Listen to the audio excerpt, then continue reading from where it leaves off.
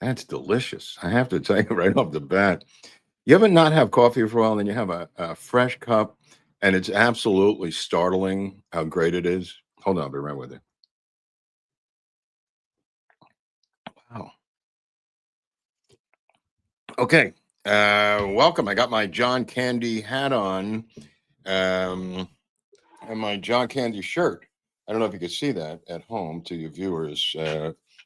John Candy with a cigarette. I mean, he played so many different characters. Gus Polinski.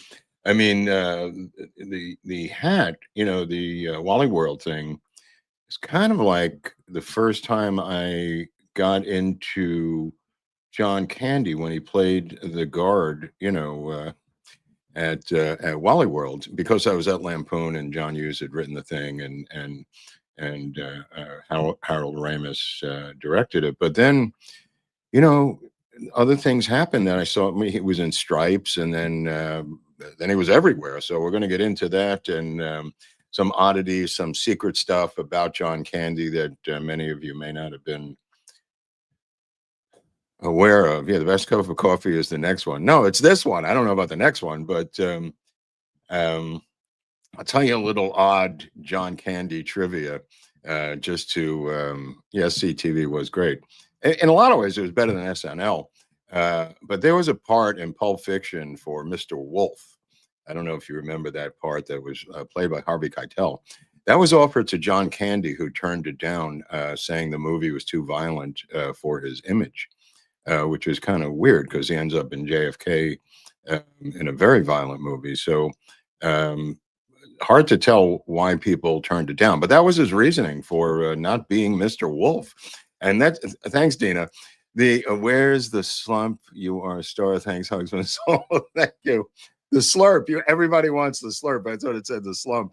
Hold on. Let me see if I can get a good one for you. Wow, it's absolutely delicious. I'm losing my mind. Tribal coffee. We'll talk about it later. Thanks, Dina. Yeah, so I mean, the Stripes things and everything else, but SCTV coming out of the gate, I remember seeing that. And if you want any more of this, I don't know if you do, you can like and subscribe and hit the notifications button. I'm trying to get to 10,000. I don't know if that means anything to you people at home. You probably don't care, but we need about 1,500, shockingly, to get to 10,000 subscribers in the span of like a couple of months here, which is shocking to me. I don't know. I'm stuck on the other channel. We haven't moved the needle in years. But I don't do anything crazy over here. It's just American, now Canadian culture today. So we're going to get into a lot of Canadian stuff. Yeah, and I'll tell you something else. The part of Rick Moranis, the neighbor in Ghostbusters, offered to John Candy, turned it down. Said no to Ivan Reitman.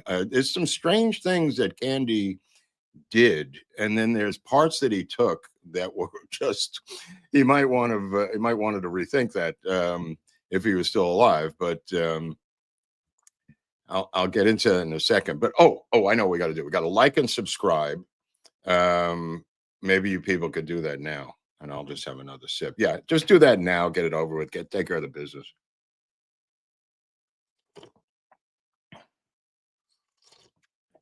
Oh, that's good. Okay, let me do this sponsorship here. Where is this? Oh, here it is. This is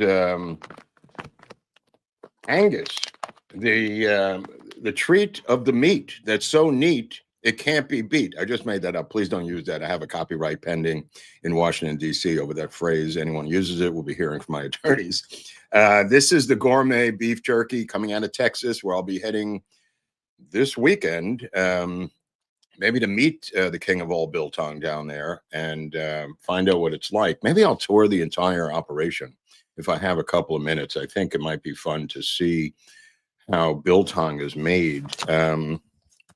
I mean, I didn't know what biltong was, and I just wanted to give you a sample of this, which I discussed earlier on. Indigenous tribes in South Africa, such as the Kuku, preserve the game meat by slicing the meat into strips, which we're well aware of now, curing each strips with salt and hanging the meat to air dry. These tribes are nomads. following the game migration around the land. Severe limitation on water availability ensured when slaughtering an animal, nothing went to waste, with meat being an essential part of their diet and fundamental to the existence. They developed techniques to cure and preserve this valuable nutritional source. After the European settlers, aka the colonizers, Dutch, German, and French, started arriving in South Africa around the mid-17th century, clearly not 5 minutes ago, they needed to find a method to cure the meat for their own use. So they came up with this thing using vinegar, saltpeter, and a variety of spices. I don't know how it's made, but it's absolutely delicious. I try and I put it in the microwave for about 5 seconds, and that really gets the juices flowing, even though it's in a sealed, hermetically sealed pack that you could see here that nobody can open. I haven't opened this one yet. It just arrived. So this is going to be this sports weekend Angus collection that I'm taking with me to Texas. I hope I get it through customs. Anyway, try this. You get a secret code. You get 10% off with the code Mark G. Go to Biltong USA. All kinds of crazy stuff there. I think try one. You'll be hooked for life. You may have to go to rehab to get off of it, which I have. And this is the real deal. You can't beat our meat, says Rusty. And you're absolutely correct. This is the gourmet of beef jerky. If you like beef jerky, you like that incredible ragweed that you find in a truck stop, this is the stuff of unbelievable heights of gourmet quality, the opposite of those meat sticks you get at the Piggly Wiggly. So be prepared to be shocked when you get this. Okay, I'm putting this back here. You got my new collection of John Candy stuff in back of me. Let's get into it. Let's see what John Candy was all about, because I'm curious too. Thanks for the tip of the hat there, Mac Lee. Yeah, I've had this for a while. I mean, this is one of my odd hat collection things. The character that he played. Sorry, folks, park's closed. Moose should have told you. Moose out front should have told you. Was a character that everybody talked about at the time. And he really stole the show in a lot of ways. Rusty was pretty good. And he gets kidnapped by Chevy Chase, who the next deep dive is either going to be Chevy Chase or Bill Murray. I haven't figured out which one, but it's going to be one or the other. If you want Chevy Chase first, let me know. If you want Bill Murray first, either way, I don't really care, because I'm doing both of them next. Uncle Buck, Dustin, Uncle Buck, totally bizarre pancake scene. So many crazy things in that. But let's go back in time. John's paternal grandpa emigrated from England, Bristol, England, to Quebec, 1913. This is a Canadian story. Strap your hat on. John's maternal grandmother, Josepha Acker, came from Ukraine. This is an interesting combo. She made him these gigantic pierogies, Polish food, Ukrainian food. She settled in Manitoba. And then the father, whose name was Sidney Candy, was the dad.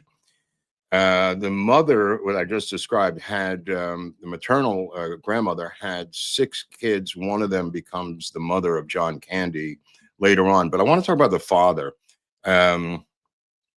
Oh, Ratcliffe wants Murray. Okay, well, we got 1 for Murray, and not 0 for Chevy Chase at this point. But the game's early, and the scores could really change.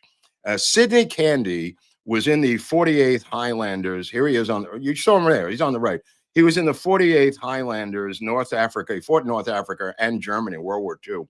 And he had battle scars mentally. I don't know about physically. I think it was okay physically. Big strapping guy, but mentally had a battle fatigue, as they would call it back then. Some relatives said that he would wake up in the middle of the night yelling, sweating, that kind of a situation. Ends up running a used car lot. This is in East York. If people know Ottawa and Canada, this is kind of a working class neighborhood for our Canadian friends out there who who know Canada a lot better than I do. I've only been to Vancouver and Montreal multiple times. I've never been in the hinterlands, the flyover states, as they go, flyover provinces of Canada. Taking back my request, and for one on Woody Allen. Okay, well, that's on the list, so don't worry about that. So Sydney owns his own used car dealership. This is his mother. This is John Candy, his mother on the right with his young daughter, and that's his brother, his older brother, and we'll get to that in a little while. But Sydney marries Evangeline in Toronto. Then that's Evangeline on the right, a little older, 1946. 19 October 31st, East York is part of Toronto. Yeah. The October 31st, 1950, Sydney and Evangeline give birth to a little baby boy who is John Candy, John Franklin Candy. He already has a 2-year-old brother named Jim. This is John Candy, probably in elementary school, but he goes to St. Michael's Catholic School, and he's an altar boy. I mean, there's so many similarities to John Belushi. It is scary. He is a class treasurer. He's elected to the council. He is a football star on the team on the Neil McNeil High School, with a crazy name for high school. And he, at the age of 5, this is a little later, but at the age of 5, when he is in school in this archdiocese, they pull him out of class at the age of 5. This is him and his brother at Christmas with their Toronto Maple Leaf hockey jerseys there, I presume. I can't see it, but I presume that's what it is. The age of 5, he's pulled out of class by a priest, and he's going to St. Michael's Catholic School. He's 5. I don't know, what are you, in kindergarten at 5? First grade at 5, maybe. And he's told that his father is dead. Now, his father is 35 years old, has a massive heart attack, and dies at work. And he never gets over it because it's so shocking that he can't deal with it at the age of 5. He's exposed to it.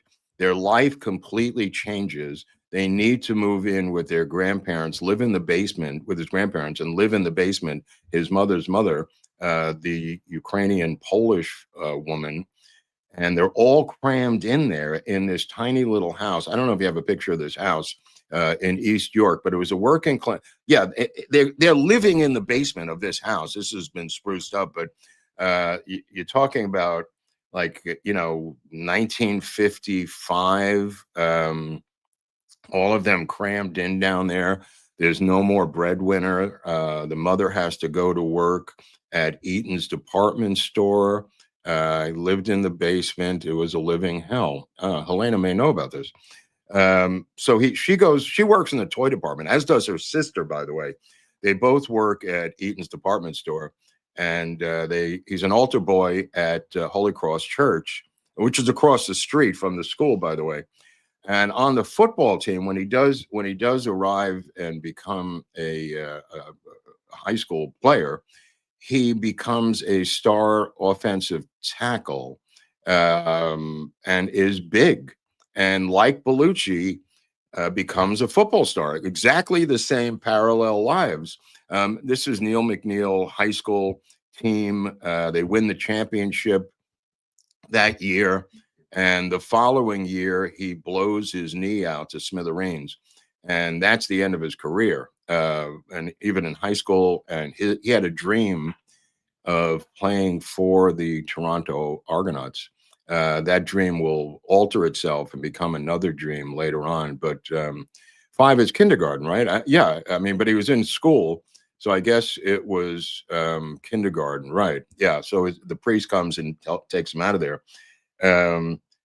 But he gets into pot, he gets into drinking, he goes to Buffalo, New York, where I've been a couple of times in the dead of winter, and winter is no time to be in Buffalo, but I guess these people up there were immune to it. I was shocked how crazy it was up there, freezing winds and snow and everything, So they go there because the drinking age is less, from what I understand, and they go across the border into Buffalo with his blown out knee, gets into weed, starts getting into his final year of high school. He's so depressed buy this. He can't get a girlfriend. He's kind of the nicest guy, but he's also a depressive type. He's also quiet. He's also funny, but he's also morose.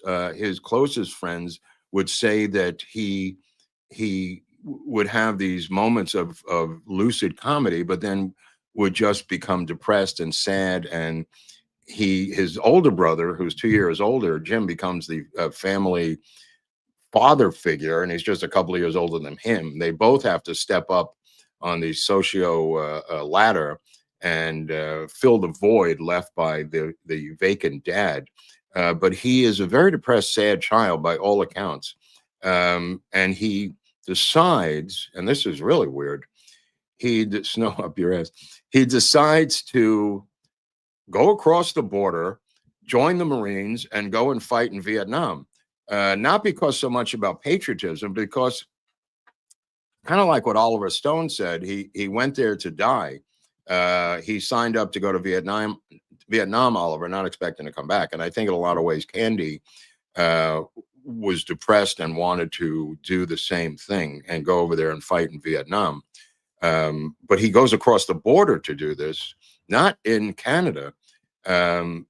And his friends are trying to talk him out of it the entire trip. But make a long story short, his knee is so blown out that he's rejected physically by the Marines because of that football injury. So he enrolls in Centennial College in Toronto for journalism, a 2-year journalism school, which he's not that interested in. But there is a drama department, and he does get into that. And he ends up... Elena, stop giving away the story.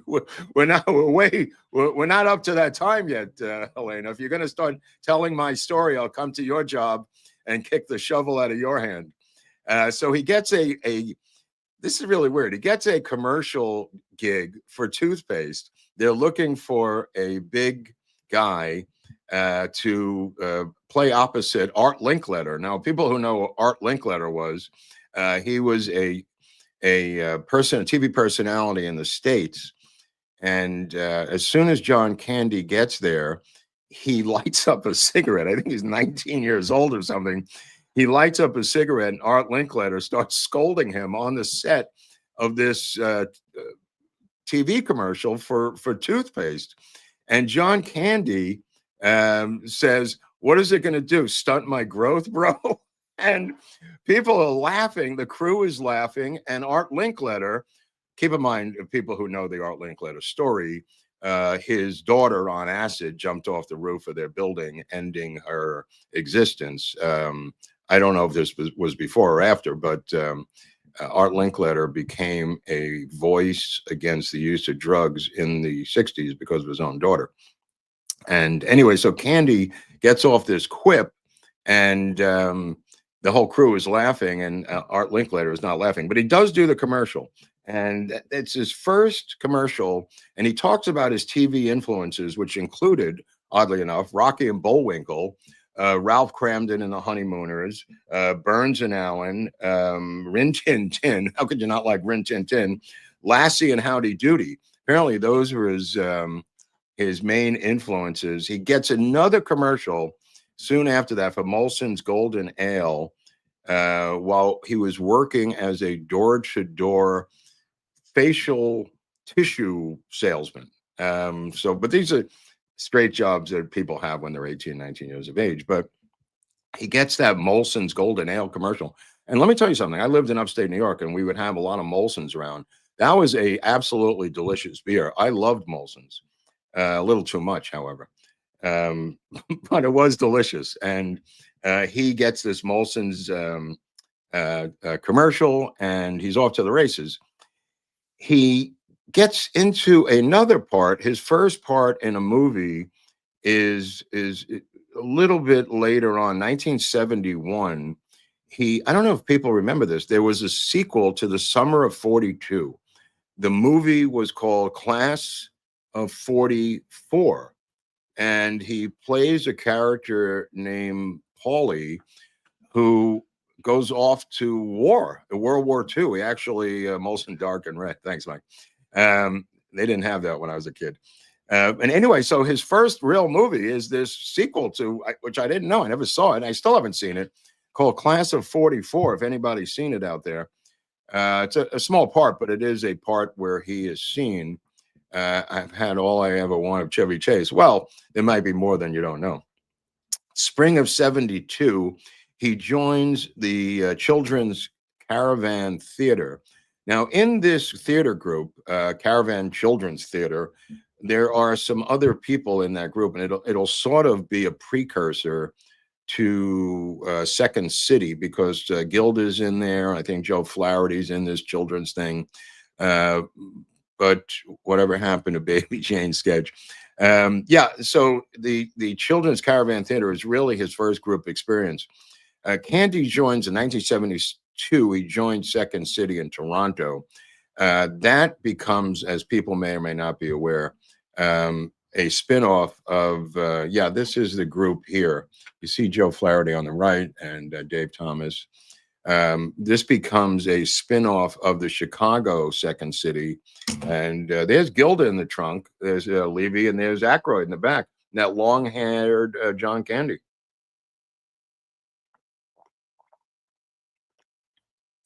And anyway, they begin to do sketch comedy, improvisational sketch comedy, not unlike what was happening in Chicago. In fact, John Candy will visit Chicago and be given a tour of Chicago by Bill Murray, and was taken to Wrigley Field to a baseball game, Cub game, by Bill Murray, who John Candy later said knew everything about every player on the field and every player that ever lived, that ever played for the Cubs, which is possibly true. I mean, Murray's a huge Cub fan.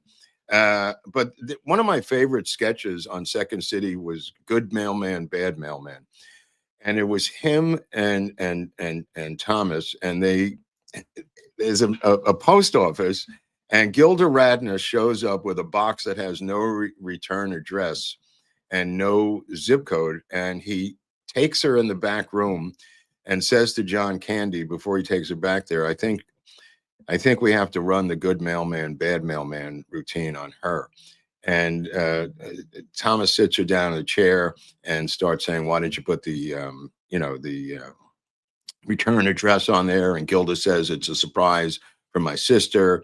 And then literally John Candy is picking her up and flinging her around like a rag doll into a bunch of cardboard boxes. And then Thomas calms him down, puts her back in the chair. And it's right out of a TV detective noir.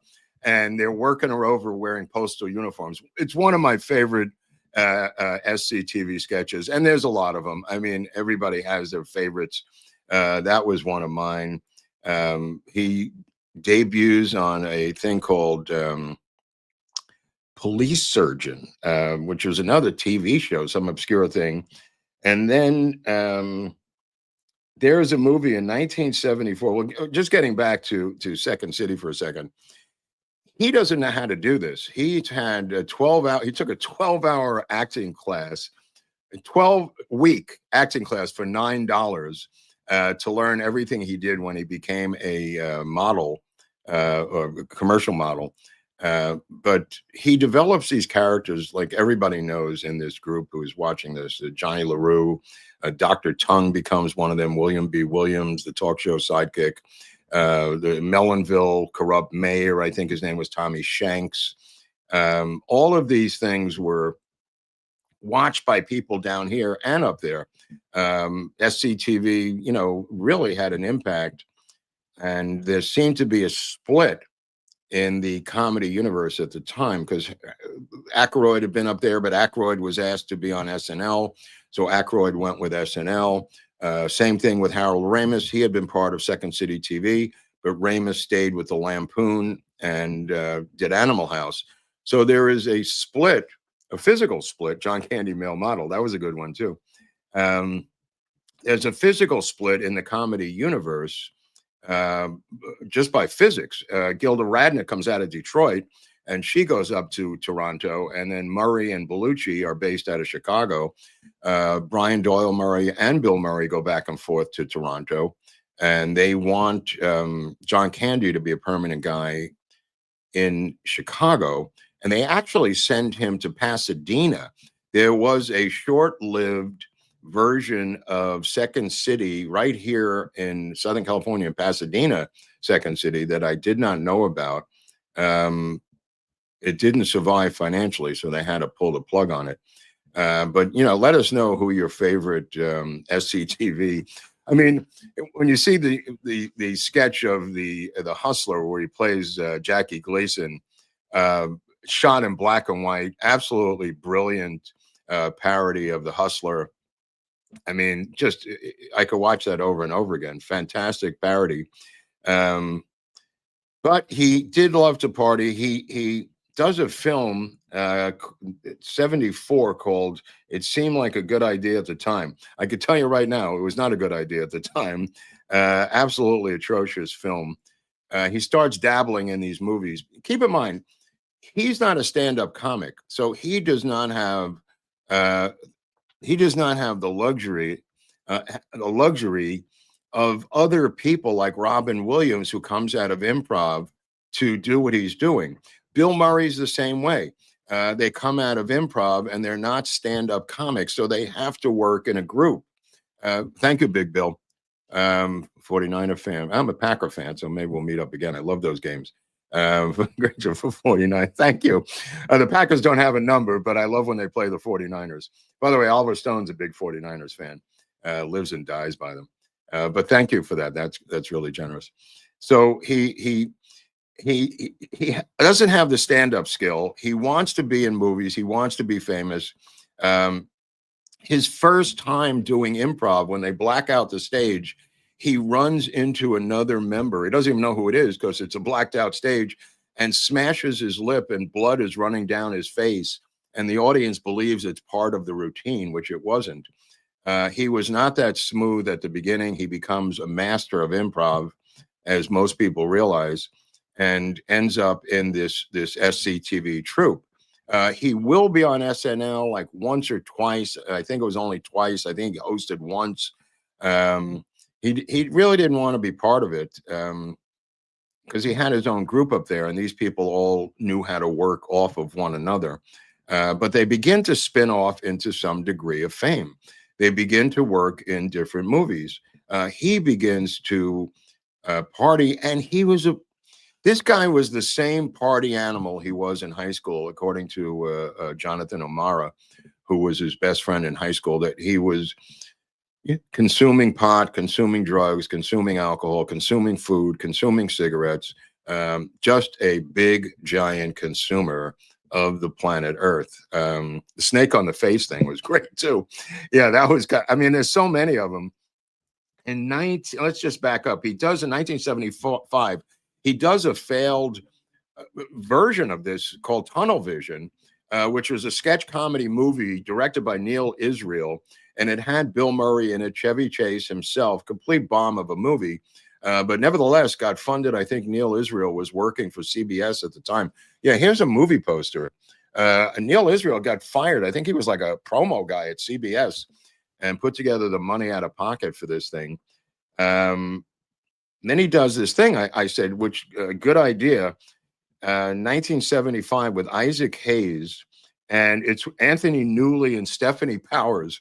It's one of the craziest movies I've ever seen. 1975, good idea at the time. It seemed like a good idea at the time. It's also known as Good Idea. It's got a couple of different titles. Holy cow, it's got nudity in it from top to bottom. He again plays a Peter Sellers Pink Panther type bumbling detective with another older detective trying to solve a kidnapping. Anthony Newley is naked in this. Stephanie Powers is naked. I mean, it's a Canadian film, but people in Canada must be aware of it. Thanks, Tommy. In 1976, he does a film called The Clown Murders, and it's not a comedy. It was a true story. I don't know if it was up in Toronto, but it was a Canadian true. There it is. It seemed like a good idea at the time. Well, maybe at the time it was a good idea, but afterwards, it looks like it was filmed through a 8mm camera. It's all like or 16mm, and transferred and blown up to 35. It's just my take on it. I was watching it the other night. But he does a film called The Clown Murders. The Clown Murders were real. They had dressed as clowns, this group, and kidnapped a wealthy heiress. They were paid out, and they were later captured and imprisoned. He plays one of those gang members, Dr. Tongue 3D House of Beef. Dustin, that was great. The clown murders this kidnap gang. He plays one of the kidnap gang, which is not a comedy at all, but a failed attempt at comedy is soon to come in a picture called 19. Is this the clown murder? Oh, yeah. Wow, look at that. Wow. The attempt at comedy by Steven Spielberg is his attempt because of his enviousness to the success of Animal House, and there he wants to do a movie like that, and he creates 1941, which has more stars in it than any movie Spielberg's ever made. I mean, everybody. I mean, Mickey Rourke is in this movie. There are people in this movie who just go, "Holy crap! How did that person get in here?" 1941, in case people don't know, it's based on a true story. Right after the attack on Pearl Harbor. Treat Williams is in it, Warren Oates, Toshiro Mifune, Christopher Lee, Tim Matheson, almost reprising his role. Murray Hamilton, oh no, Ned Beatty is in it, Dan Aykroyd. Just a spectacular failure, but it's got some, it's a star vehicle for Bellucci, who's flying around in this plane looking for Japanese Zeros so he could shoot them out of the sky. This was based on a true story about the paranoia of the attack of the Battle of Los Angeles, as they called it, where people believed we were being attacked by the Japanese here in LA. There was Japanese subs off the coast. It's not completely insane, but a lot of people overreacted. It was kind of like, Alan, thank you. Thanks for getting in the game, Alan. Hope to see you. Get on that train to Dallas, Alan. Forget about this. Come on. That situation becomes so crazy here in LA that Spielberg and the writers decided to make a comedy out of it and call it 1941. So it's based on a true story. Aykroyd is in it. Candy's got a small part in. There's this massive Hollywood dance sequence at the USO, but Candy plays a Private Foley, and it's a very, very small role. I don't even know why. It's his first Hollywood film. Let me put it that way. So I guess it gets him on the board, in 1979 to actually do something. And from there, he will go into, with director John Landis from Animal House, the Blues Brothers, where we were talking about him when we were doing the Bellucci episode. He plays the head of the state troopers that are pursuing him. He's Orange Whip. He says, "You want an orange whip? You want an orange whip? You want an orange whip?" Everybody, 3 orange whips. I mean, it's not a huge part.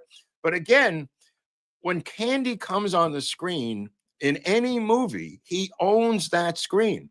You can't just blend him into a crowd of people, not because of his size. Clearly that helps, but his personality and his acting style is so large that you can't keep him off the lens. When he's on this screen, in this scene, this is the final scene of the Blues Brothers concert where they're about to arrest him after, and they go through the trapdoor and blah, blah, blah.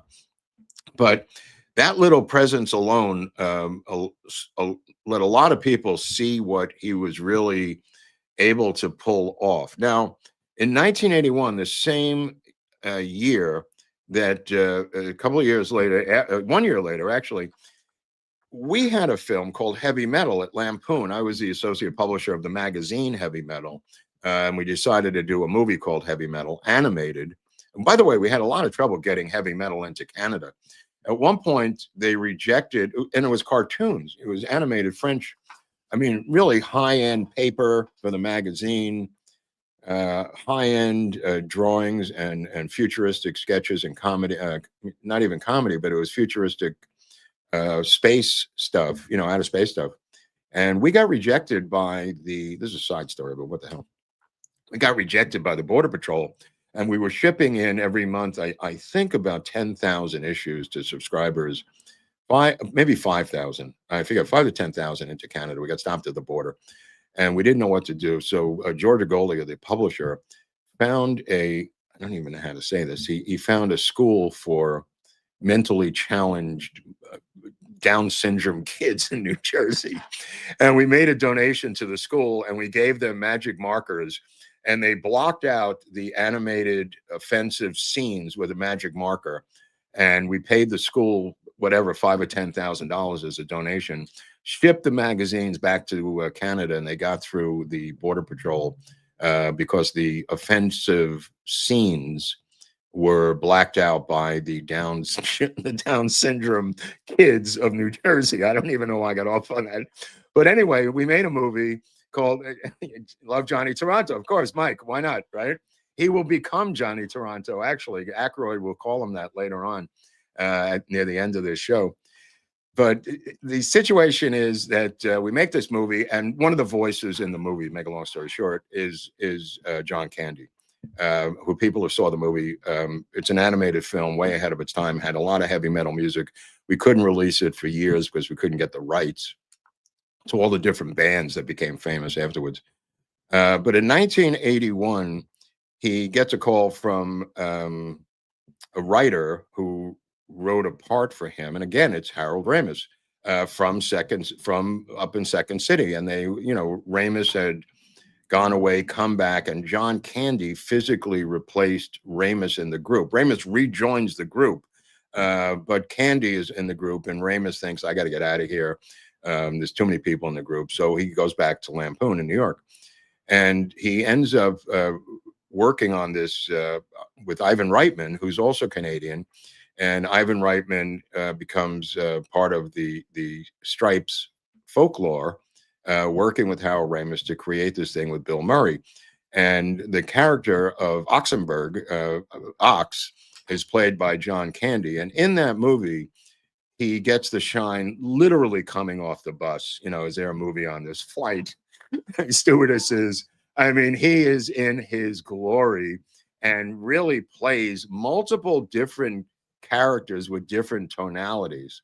And I'll suggest to you that there is the card game John Candy, where he's telling the slow-witted card players, teaching them how to play poker, which is my favorite scene in Stripes, is him going, but look, I bet I'm a heavy bettor, don't do what I do, you want to get in the game, let me see your cards. And he tells him to throw down, and that's one of my favorite scenes. But his interaction with Hulka, this is the scene here. Man, I love this scene. It is a classic John Candy moment in this script. But also just the pathos of getting his hair shaved off, how he looks at his hair in his hands. The rest of them don't get the bald cut. Bill Murray doesn't get it. Ramis doesn't get it. He gets it. He looks at his hair. And this goes on. I mean, it's only a few seconds, maybe a minute, but holy cow, it's like really a Charlie Chaplin, Buster Keaton silent moment where he does this. I mean, later on, he will be, coerced by Bill Murray into getting into the wrestling ring with the girls, that is, as you see here, which is right out of the Stooges. He literally plays Curly. Slapping himself in the face, making the curly sounds, diving back in on the girls, pulling their bras out. He did not want to do this scene. John Candy was personally opposed to anything that would exacerbate his fat.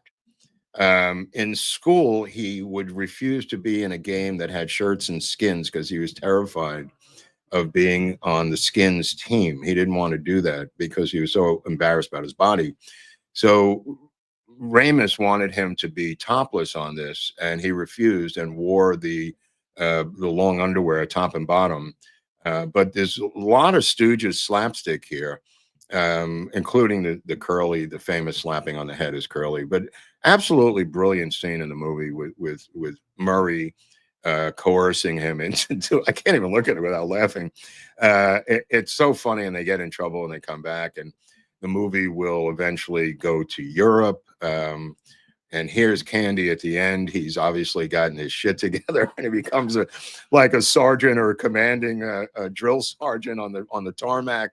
But he plays within the arc of this character. I want to say 5 different characters in Stripes, 5 variations on the same guy. and he's growing as a character, but man, he carves this out for himself within that movie. This is right before he goes into the ring, being urged by Bill Murray to do it.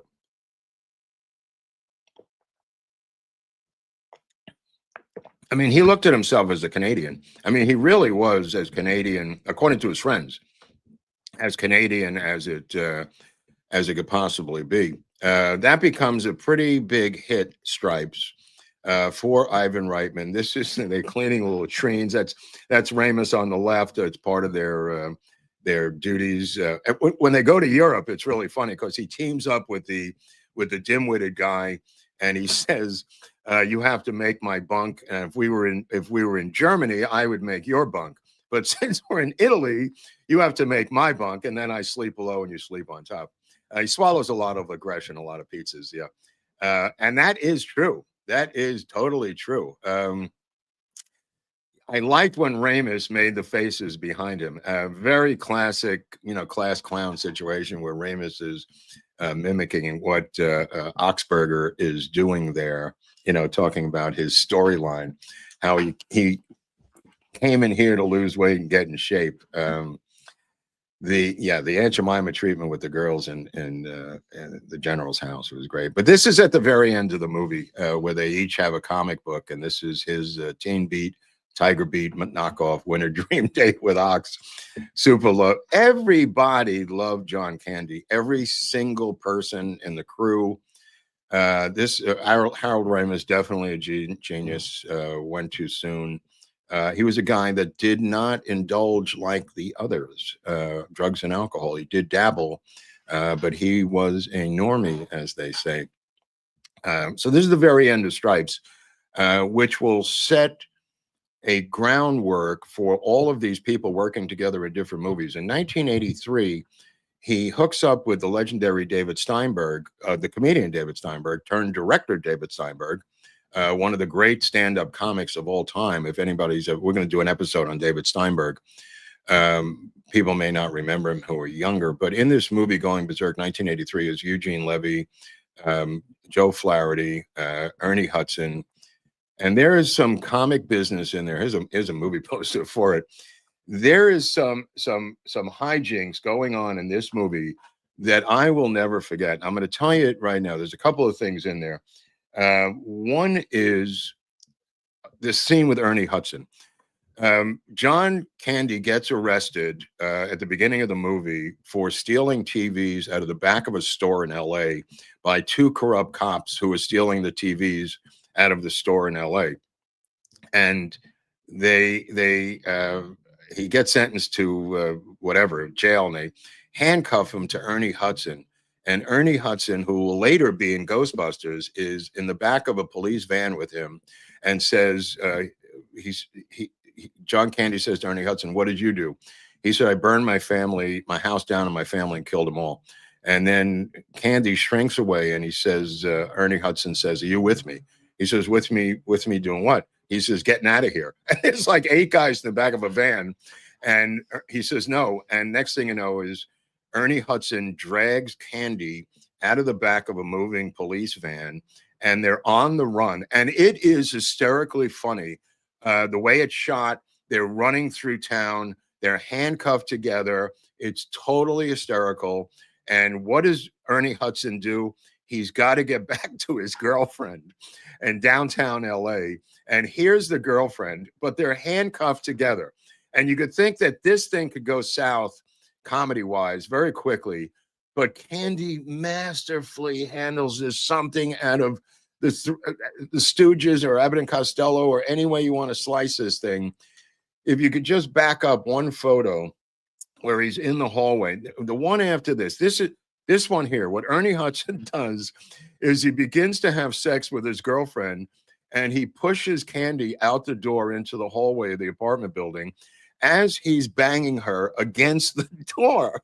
And the door is banging, and he's having sex with the girl while this is on the inside.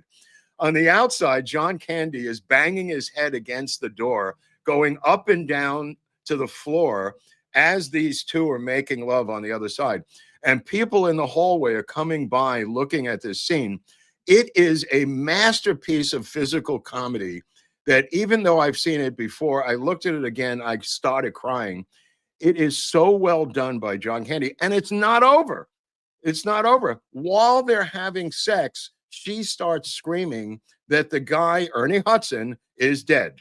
And he says, "What do you mean?" And he goes in, and the next thing you see is that telephone booth scene. If you could put that up there again, it goes from this to this, and he's calling up Eugene Levy to help him. And I'm just cracking up thinking about it. He then ends up in the restaurant. If you go to that next photo, they're in the restaurant, and he's waiting for Levy to show up. Now, Ernie Hudson is dead, right? And it's still not over, because a black friend of Ernie Hudson, who from the hood, another criminal, sees him and said, "Yo, what's up, Muhammad?" His name is like the Ernie Hudson character's name, Muhammad Willie Smith or something.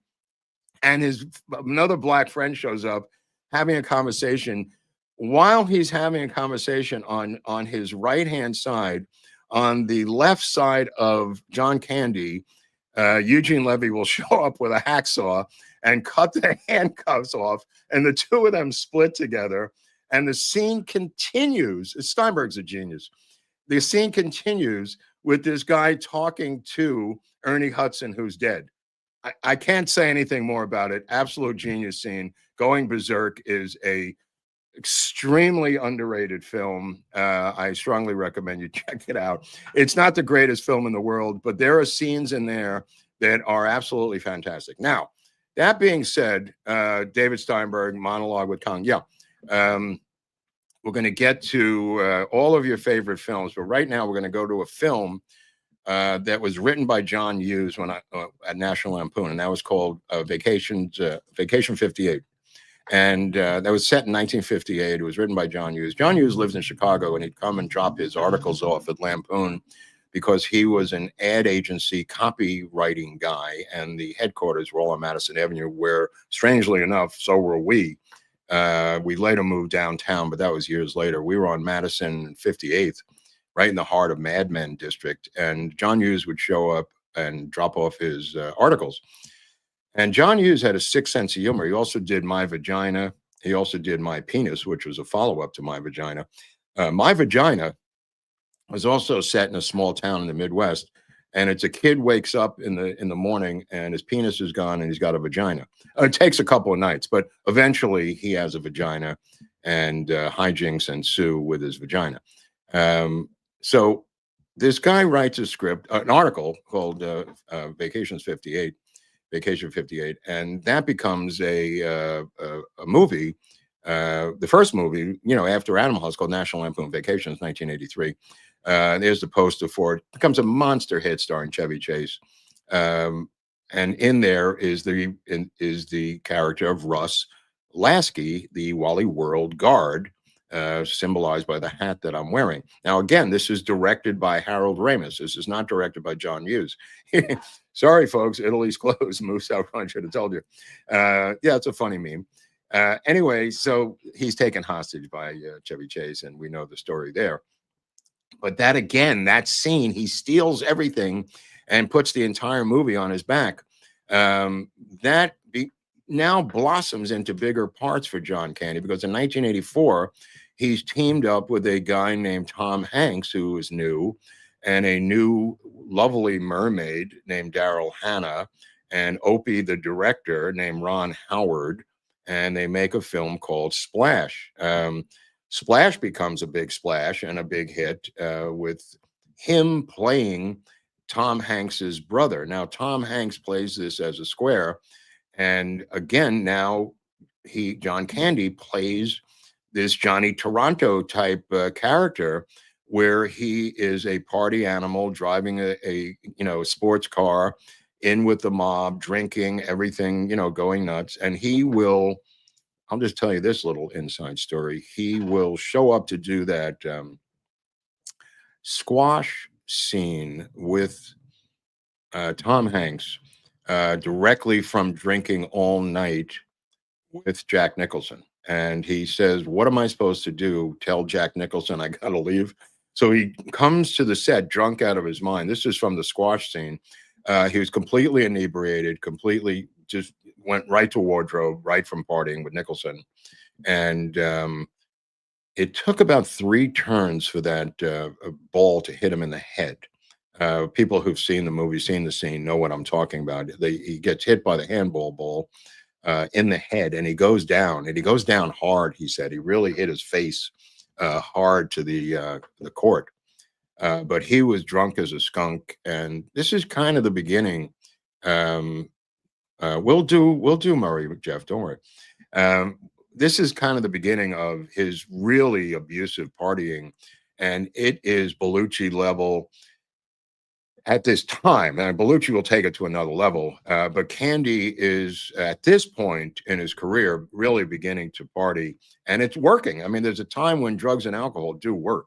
There's a time when when you're that size, you can absorb a lot of the blows from that. So Splash becomes a huge hit. Everybody loves him. Ron Howard loves him. Everybody loves him on this thing. In the next movie he does, he plays Tom Tuttle from Tacoma. If anybody remembers this, there are scenes in this movie, which is not a great movie. Again, Volunteers, 1985. He plays Tom Tuttle. It's a movie where he comes out as a peace-loving kid who's idealistic, who's joining the Peace Corps. They're all on a plane flying to Thailand, and a little later on, this scene will happen. But at the beginning, when he's with Tom Hanks replaces a guy because George Plimpton, Tom Hanks's wealthy father, refuses to pay his gambling debts. So there's the two of them on the plane. Tom Hanks will literally come from a night out and switch with a guy and get on this plane to avoid being killed by the mob for his gambling debts. And John Candy is a naive peacenik who wants to help these poor people in Thailand become Western or something.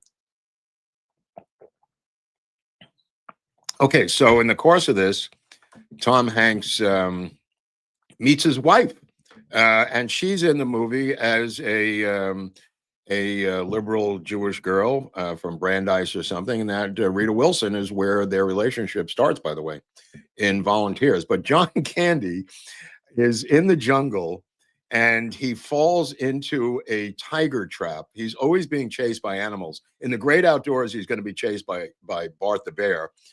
In Volunteers, he's chased by a giant tiger, and he falls into a tiger trap. And when he tries to get out, he looks up, and there are Chairman Mao's Communist Red Army with bayonets and guns, and he's taken prisoner. He's taken prisoner, and this is the funniest part of the movie. As he's a prisoner, he indoctrinated into Chairman Mao's little red book, and they make him a complete Manchurian candidate by drilling him nonstop, 24/7, mind control, Manchurian candidate style, into becoming a red Chinese communist spy. To me, it's the funniest thing in the movie.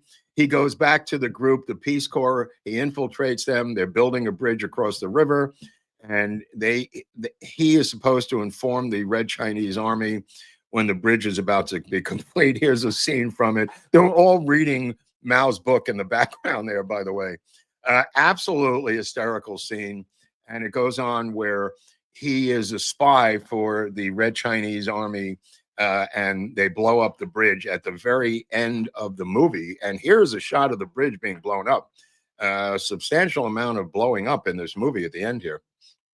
But man, oh man, he's got a great rapport with Tom Hanks, who again is at the beginning of his career. This is following up Splash in 1985. But this scene here, yeah, he's got a stick of dynamite, and he's going to take out the bridge himself, still completely indoctrinated, and they deprogram him, which is worth the price of admission. Both Rita Wilson and Tom Hanks will deprogram him in real time with Americana, put it that way.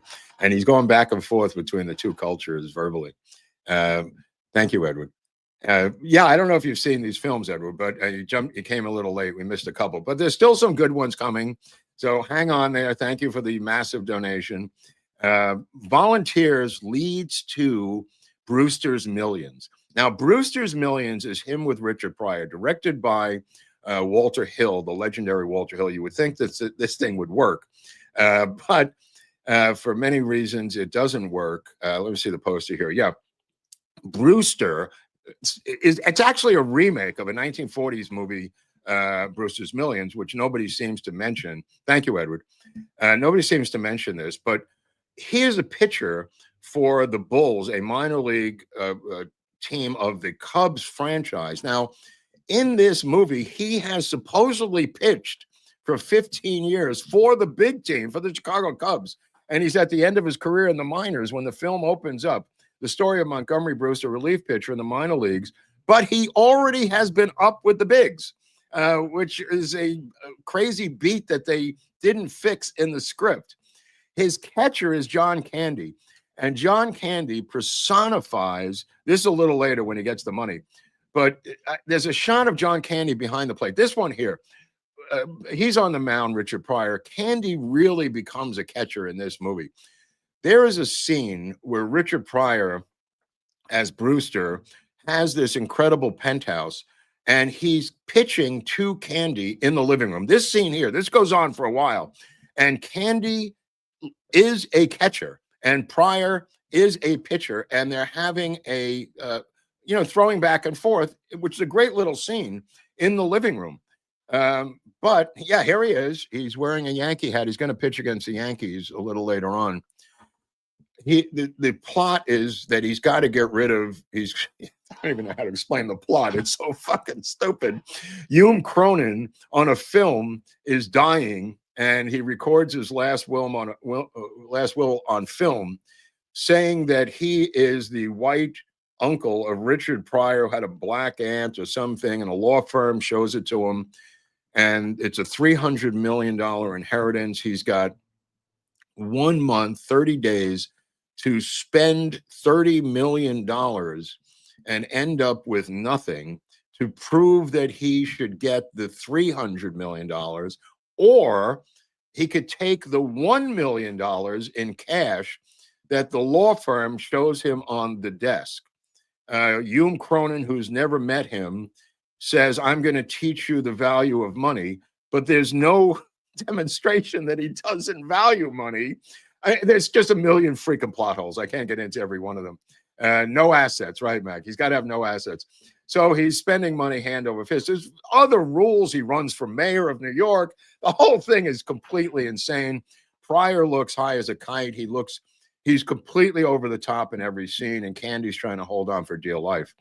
This is from the opening, with the Bulls. But the point I'm trying to make is Candy was marvelous in this thing, and he plays his sidekick. They end up in jail because of a bar fight over two girls at the beginning of the movie, and hijinks ensue when he is called before this law firm with this inheritance. So it could happen. I just had an aunt find me who passed away, had no idea, left me an inheritance recently, so it could happen to anybody. But it does happen in this movie, and there's some bookkeeping stuff at the end, which you can't even follow anymore. So there's that, which happens in 1985. In 1986, as someone mentioned, he gets into Armed and Dangerous. Now, Armed and Dangerous is directed by a guy named Mark Lester, but it stars Robert Loggia and also a young newbie cutie named Meg Ryan.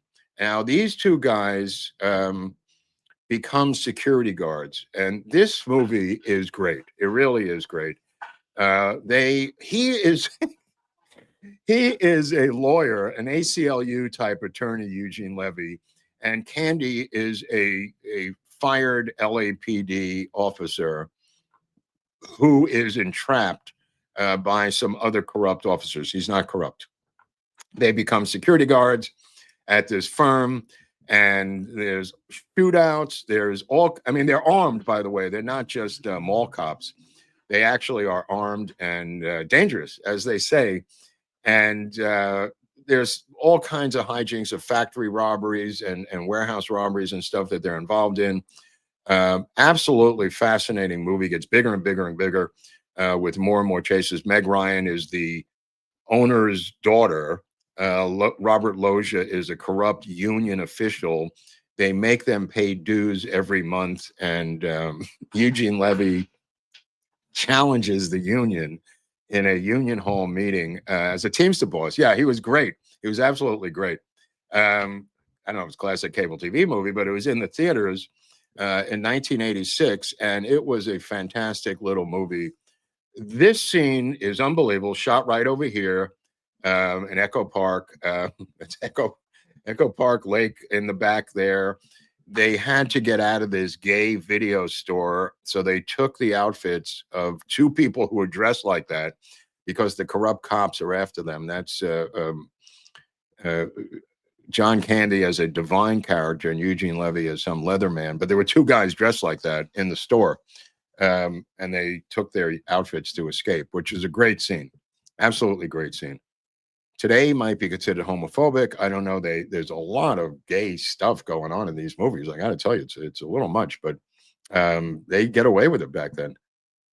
So yeah, that's not the only time he does drag. He does drag. He does Divine as a character, I think, on SCTV. Does a lot of drag. He does drag in Nothing But Trouble, the Dan Aykroyd movie, which we'll get to. But this is a great little movie. The next one, not so great.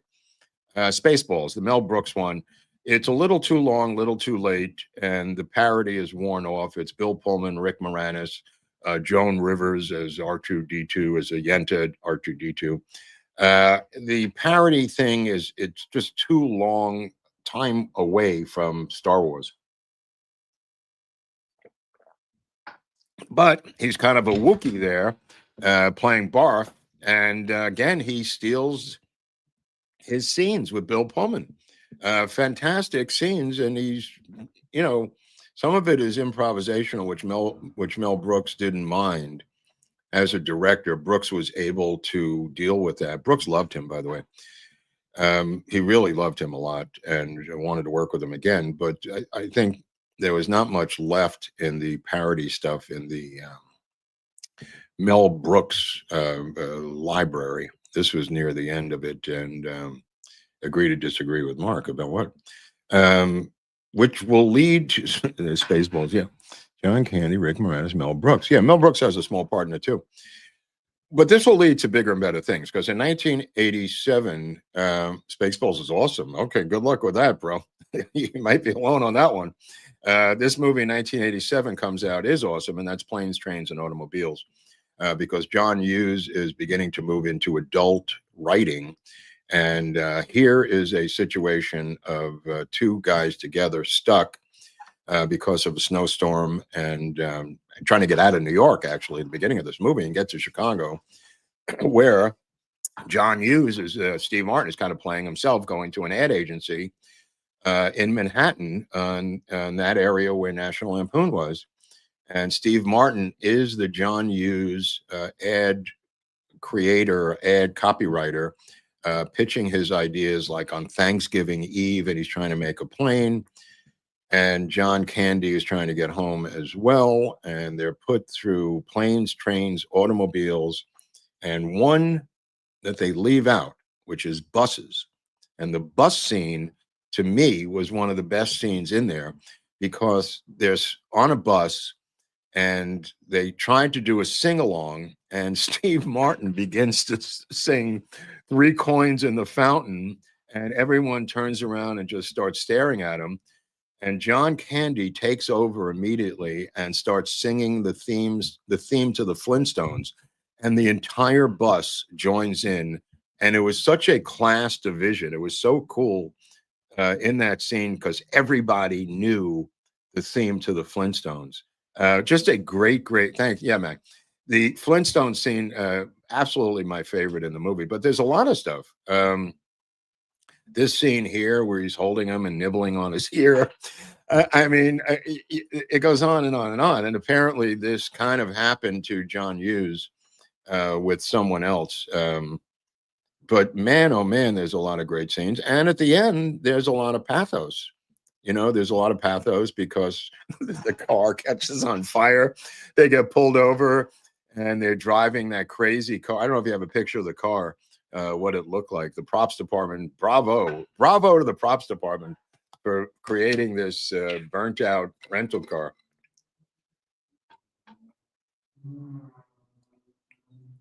But the amount of hijinks that Steve Martin has to do to get back to the airport, to the car rental place. And when he gets back, he runs into my old friend, Edie McClurg, part of the Mississippi Mafia out here. Edie, another great part by Edie McClurg, a legend of character acting, old friend. She's playing the car rental woman, and he loses it, Steve Martin, finally, and he just starts screaming at her and going berserk. He doesn't even have his rental form. And he gets into like physical comedy of sliding down the embankment and trying to get back to the airport. But, you know, near the end of the movie, he plays Del Griffith, I think was his name, right? Wow. Get near the end of the movie, there's pathos because when Steve Martin gets home, he does have a wife and kids and an existence, and it's revealed to him by John Candy that John Candy's wife had passed away 6 or 7 years ago, and he has nowhere to go. And it really is a plot twist in the movie, and it really has a lot of pathos to it. And you see the pathos of John Candy for the first time in a big film, in a big giant film. Where he was covering up for all his pain, which is part of his story as a civilian, covering up his pain. Yeah, this is them carrying his trunk around. Whatever was in that trunk, it did not get lost in this movie. Those aren't pillows, right, Dustin? Yeah, that was a great scene. He's a shower curtain ring salesman. So I guess in that trunk, he raises money at some point with the shower curtain rings by saying they're all different things, which is a brilliant scene. There's a lot of improvisation by Candy in this scene, according to the powers that were there for, you know, his scripted scene versus his improvisational scenes. But yeah, you can't rent a room with shower curtain rings. You got to remember that. And then the credit cards get melted. There's a lot of great props. Edie was great. Ferris Bueller, of course. Absolutely wonderful. Okay, well, that leads us to teaming up. Oh yeah, there it is. Look at that. You could buy that. Wow, that's kind of cool. 1988, he hooks up with his old friend, his old Canadian buddy, and they are buddies. These two guys are closer in a lot of ways than Aykroyd was with Bellucci, because of Canada, because of the improv group being together, because of all kinds of different things. They team up to do a film called The Great Outdoors, where Aykroyd plays a sleazy brother-in-law with Annette Bening. I think it's her first movie. He plays a guy named Roman Craig, and John Candy plays Chet Ripley, believe it or not, into some great dramatic roles similar to Robin Williams. Well, that's yet to be, that would never be decided. But these two twins drove me insane. You see these two twins, they're just really creepy twins. They don't just say anything the entire movie until it's just freaky. I don't even know what they're in there doing. They don't say anything. They're part of the plot at the very end. They run away in the rain, and Bart the bear is in the cave that they're hiding in, and they finally speak. And it could have been in post-production because you don't really ever see them speaking. I'm not sure what was going on with these two twins. But the point of the matter is The Great Outdoors features Bart the bear, and Bart the bear right here is meeting John Candy. And they needed a scene for this movie where he's being chased by the bear in a full shot. And the bear, this is later, but there's a shot before this in the woods where Bart the bear is physically chasing John Candy, and Candy was terrified of this scene. He will then break the door down to the cabin and go into the cabin. But before this, in the woods, in the rain, in the darkness, Bart the bear is running after John Candy, and Candy was shitting at his pants. I mean, look at, they keep telling you the bear is trained. But but it's still a giant freaking bear. I don't know. Wasn't my favorite movie. I didn't really like The Great Outdoors. Um, saw what they were trying to do, but it didn't really work for me. Supposed to be this family comedy, but I don't know. It was didn't really hit. But that scene where he crushes John Candy, the bear, on the with the door was a great scene. And then he comes into the house and they're shooting him. They have a lamp that's a shotgun. They shoot the bear in the ass. He finally runs away. Um, but that leads us to one of the people's favorite movies of the people, by the people, and for the people, and that's Uncle Buck in 1989 with Macaulay Culkin. Everybody seems to like. Yeah, Aykroyd's character was annoying. Yeah, I didn't really get it. But Uncle Buck in 1989, I did get. And there's the little girl. There's Macaulay Culkin. There's the teenage girl who never worked again. I don't know what the deal was with her. But Candy plays Uncle Buck. The father of the couple is hospitalized. They got to leave their kids with Uncle Buck, who is a sleazy gambler. Very simple plot to the movie. Uncle Buck's got to stay with them and, make them dinner, take them to school, and make them breakfast. Now, the breakfast scene is the best scene in the entire movie, where he makes this giant pancake. And I don't know if there's a picture of it. This scene here is a Hollywood great prop scene, because he makes this huge pancake for it's like 3 kids. I mean, the teenage girl's not even eating there, but then he flips it over and he makes this giant pancake as if there's 20 kids in the family. It's only Macaulay Culkin and the girl and him. So, but it was a great visual comedy scene. But my favorite scene is when he goes up to school for the youngest kid, and he goes into, and now this happened to me. He goes into the urinal. This is elementary school, and he sees the urinals all the way down at the floor.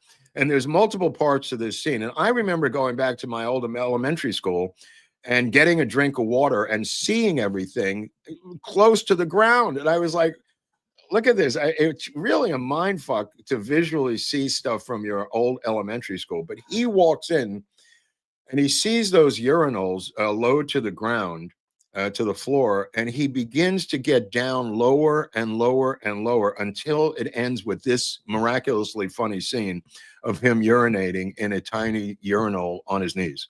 That is brilliant. That is brilliant prop comedy, doing that with these, I assume, prop urinals. But that was wow. That was worth the price of the movie for me.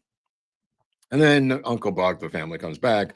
There is the scene with his girlfriend, and that's a little strange. It's Amy Madigan from Field of Dreams. She looks like she's 45 years old. I don't know what happened to Amy Madigan, but she does not look good in that movie, which will lead us to a brief cameo in 1990 in Home Alone, where he plays Gus Polinski, the poker king of the Midwest, I think it was. It's not a long scene, and Home Alone is a gigantic John Hughes hit, again with Macaulay Culkin, and Macaulay Culkin loved John Candy. There's a great scene in Uncle Buck where he grills John Candy as to where he lives, what he does for a living, why he doesn't have a wife. A great scene there. There's Macaulay Culkin. I'd later have dinner with him years later on the 70s show, because I became friends with Kurtwood Smith, who insisted I be in multiple episodes of the 70s show. And Macaulay Culkin was dating Mila Kunis. So we all had dinner together one time. But this was in his dark drug period. He was completely emaciated. Probably lipstick. Who knows what the deal was there. But Home Alone will make a lot of money for John Hughes and everyone else involved in this production. Will actually force John Hughes to retire, not by force, but by desire. He made so much money that he really quickly kind of gets out of the business. He doesn't want to do it anymore. He wants to spend time with his family.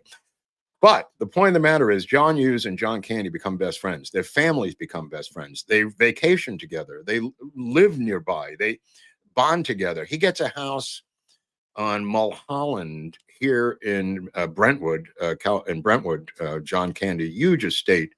so he could work on some more films here. And he opens up an office, and his company, it's on San Vicente in Brentwood. And the office is, he brings an entire bar, an oak bar with all the liquor and everything, and from Chicago, purchases the bar and has it implanted into the business office on San Vicente Boulevard here in Brentwood. And he calls his company Frostbacks, which is a parody of Wetbacks, the Canadian version of Wetbacks, Frostbacks. And he has a recording studio in there because he's doing radio shows. Bitches leave if you know, Kirkwood Smith. Yeah, so Kirkwood Smith will do a film with him. He's in a couple of films there, playing the Scientology-like cult leaders in the hypno version and going berserk. But anyway, so his office has this bar in it, and he gets this giant home, and he becomes really close friends with John Hughes. They really work well together, and they begin to bond together. He's getting, I want to say, $1 million a picture now, and he's really a character actor. Let me see if we get what this photo is here. Oh, there's Steve Martin, Hughes, and John Candy. Yeah, there's John Hughes. Kind of looks like Steve Martin in a way.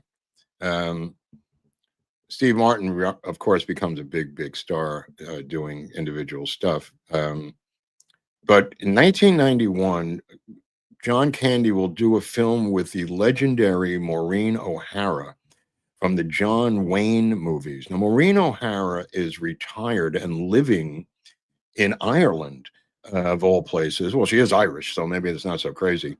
And it's a movie where he is again a cop. He plays a lot of cops. He plays security guards. He plays cops a lot. Cops seem to love John Candy. Why? Because he's playing cops all the time, humorously. And he says, I want to do this movie with Maureen O'Hara, who is, that's Maureen O'Hara back in the day as Esmeralda. But this is as Maureen O'Hara is going to play his mother in Chicago, and he plays a Chicago police officer.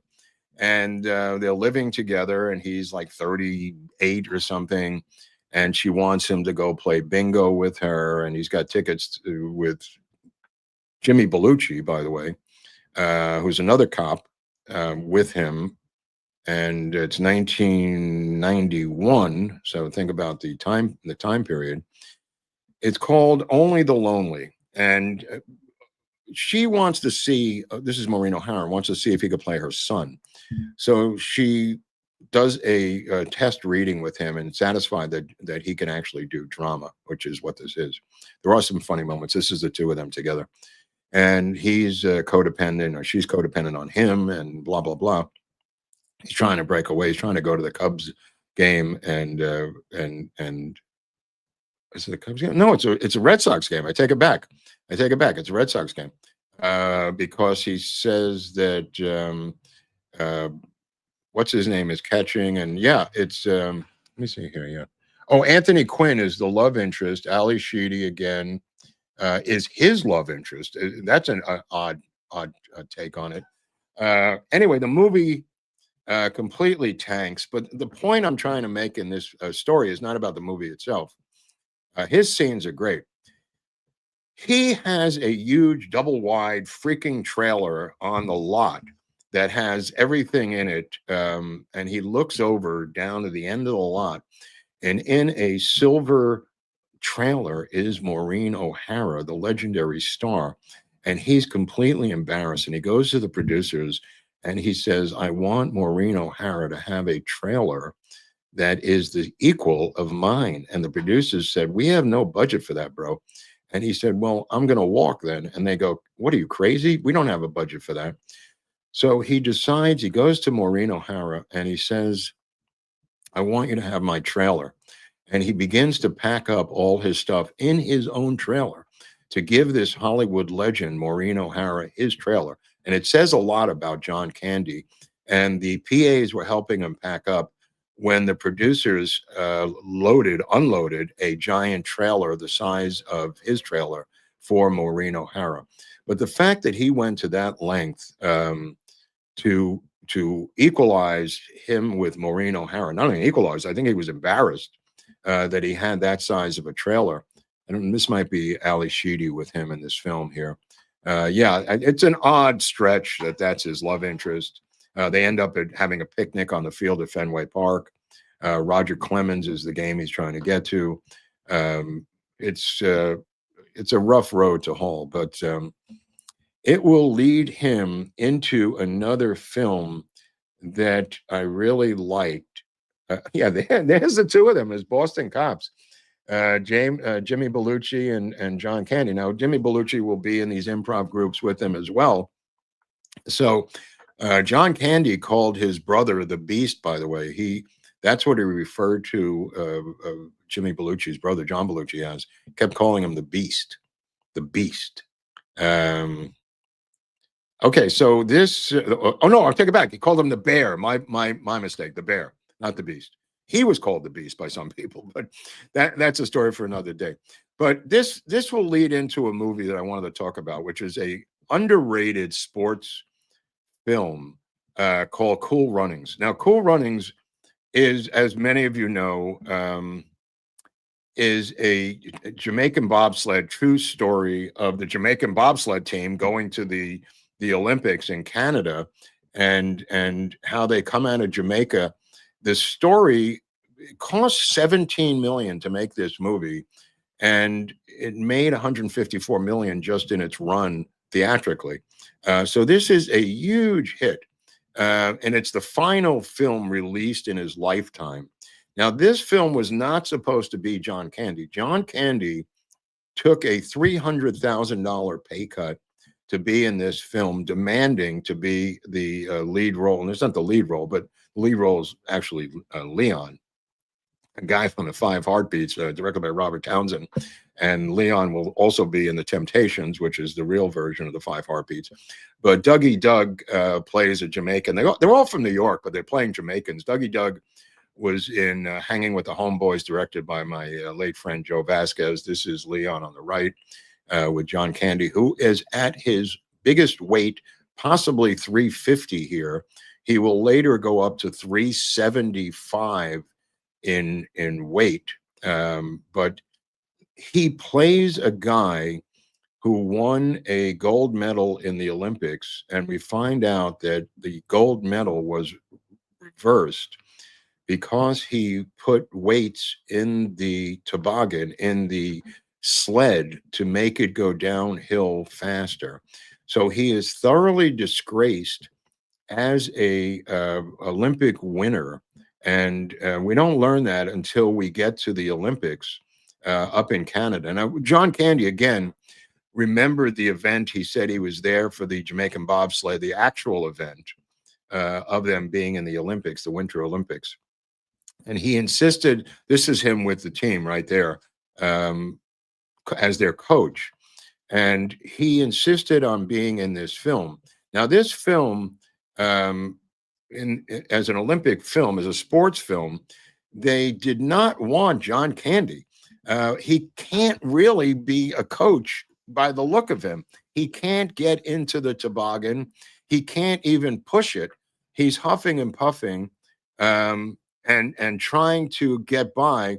But the situation becomes, I just wanted to touch on this for a second, because Cool Runnings was supposed to be Kurt Russell. Kurt Russell turned it down. He would later do the Miracle film. Scott Glenn, this is him going before the Olympic board. Scott Glenn is now supposed to be the coach. Eric LaSalle is supposed to be one of the Olympic bobsledders. Jeffrey Wright is supposed to be an Olympic bobsledder. Cuba Gooding Jr. was supposed to be an Olympic bobsledder. But the film makes a fortune, and I just wanted to point out the oddities of casting. Now, that being said, here's some photos from it. This photo here is them taking this push cart. This is Jamaica, the first parts of the movie, and then they'll move it to Canada. But John is huge in this. But my favorite, and I hate to say this, my favorite, there's two movies I want to touch on. One is Nothing But Trouble. Let me just talk about Nothing But Trouble for a couple of seconds, because it's So crazy. This is a Dan Aykroyd movie. It came out in 1991. One of the craziest movies I've ever seen. It's Chevy Chase and Demi Moore, and then John Candy playing multiple parts.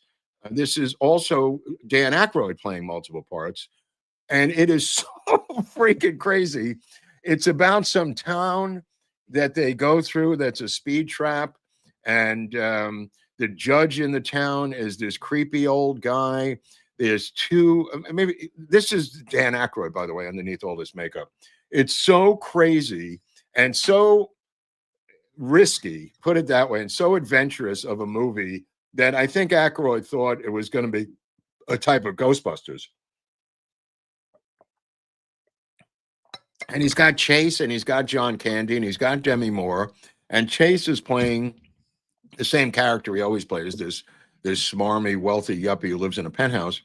But they're captured in this town, and the town won't let them go. And all these here's John Candy plays the police officer again. He also plays the bailiff in the court scenes. He also plays a woman in drag. This is the arrest of Chevy Chase. And one of the craziest scenes in the movie, the hip hop artist Humpty Hump plays with his band. They get arrested. And here's Tupac Shakur in a Yankee jersey, a young Tupac Shakur in a hip hop group where Dan Aykroyd plays a keyboard solo that fits in incredibly with his band. It's one of the greatest hip hop songs of all time. That's Humpty Hump. I think that's his name.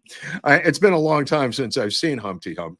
But Digital Underground, yeah, and Tupac, a cameo in the movie. Yeah, that's what I was referring to. Now, here's another drag scene. He will marry, this character will marry Chevy Chase in this crazy scene. There's Tupac in the back with Digital Underground. An incredibly adventurous movie. It doesn't really work, but holy crap. You got to see the two guys who are working these two characters. One of them is Aykroyd, these two brothers, the twin fat. These two characters are absolutely insane. Absolutely the craziest characters in the movie. Wow. But I think this was a financial loss for the studios. Nothing but trouble. The director, if I recall, was Dan Aykroyd, playing multiple characters and directing. Tip of the hat to Dan Aykroyd. But 1991, there's a director named Tom Mankiewicz, and he's the son of, well, related to Joseph Mankiewicz and the Mankiewicz lineage. He puts together, I don't know what happened to Tom Mankiewicz, but he puts together my favorite John Candy movie, and that's a movie called Delirious. Now, it's a writer's movie, and it's why it's one of my favorite. Delirious has a soap opera writer. Here is a poster for this. We could blow this up because it's got all these different people in it, including Mariel Hemingway, Perry Mason. Who is that over there? Yeah. The cast is fantastic. The Mariel Hemingway thing is great. Charles Rocket, by the way, with the eye patch, who got fired from SNL for dropping the F-bomb, is in this thing. But this is great. John Candy plays a soap opera writer, and he's fighting with Jerry Orbach and his wife, who's not shown in the post, but Jerry Orbach is in a bunch of John Candy films. Kept a bottle of vodka in his locker, by the way, and he once asked me and Leguizamo if we wanted a shot of vodka at 9 o'clock in the morning at the health club in New York. But that's a story for another day. This is his scene with Mariel Hemingway. Okay, so he writes this terrible soap opera, and he's fighting over these different characters, and he's fighting with Jerry Orbach about what the characters, who's going to get killed off, and this and that. And he has a car. There's Jerry Orbach. Thank God. I love Jerry Orbach. I really do. One of the great character actors of all time, and had sex with my friend Jane Brucker from Dirty Dancing. I just want people to know that. But there's no shame in that. I would have done the same thing if I was Jerry Orbach. Although I think in real life, as an actor, he plays her father. But that's in acting. That's not in real life. Good luck in Dallas. Yeah. So John Candy, after a car accident, wakes up in a hospital bed that is the set of the soap opera that he is the head writer on. And he goes outside and finds out that the entire soap opera world is real and he's stuck in it. And I went, okay, you got my attention. This I like because it's coming from a writer's point of view. But it gets better because whatever he writes on his typewriter appears and he can change endings, scenes, and everything else by typing it out as fast as he can on his, as a script with his typewriter. And to me, you know, as a writer, it was one of my favorite John Candy films of all time. It's just got so much stuff in it that's so crazy. I just love Delirious. I really did. And it's kind of one of these unheralded movies. We're coming close to the end. I attended John's memorial. Well, we may not be coming close to the end. Who's running this show, me or you, Helena? There's Perry Mason, who, by the way, was secretly gay and went out with Daniel Davies, old friend, the son of Dave Davies from the Kinks. His grandfather, I only know this because he told me, his grandfather here in LA was the secret lover of Perry Mason. Just, I don't want to shock anybody, but you know, we're going to get now. We're not, you know, you people are unbelievable. You keep putting up the names of these movies like, we're coming to the end and you didn't come to my movie. And then when I come to your movie, you go, we're coming to the end. Yeah, this is him waking up. And he will now believe this is a joke, but quickly learn that this is a real world. And he has a love thing with Mariel Hemingway that is great. But to satisfy the peanut gallery, the film Who's Harry Crumb is so weird. I don't even know what to make of it. The Harry Crumb is yet another detective story. He works for Crumb, and Crumb is a detective agency, and he's sent out on some plot to find something. But the outfits that John Candy wears, yeah, Who's Harry Crumb? Nerves of steel, body of iron, brain of stone. He plays a really stupid detective, but remember to like and subscribe, people, because that's really the most important thing. And hit the notification button while you're sitting there doing nothing. The outfits that he wears, the costume department, the wardrobe department, and the costumes that they put him in are so great, it makes the entire movie, which is not so great. There is one, I don't know if you could show one in this blue outfit, where he plays this designer, and this one is the greatest one. He plays, this is insane. He goes to this Hungarian spa in LA. Why it's Hungarian, I have no idea, but he claims to be the owner from Hungary, and he's speaking with a Hungarian accent. This mud bath scene, that woman there was chloroformed, and the previous guest who was kidnapped, which is the plot of the private detective agency that he's looking for. And it turns out that Jeff Jones runs the agency, and Jeff Jones is a bad guy. Jeff Jones, you may remember him from, there's Jeff, when he was skinny Jeff Jones.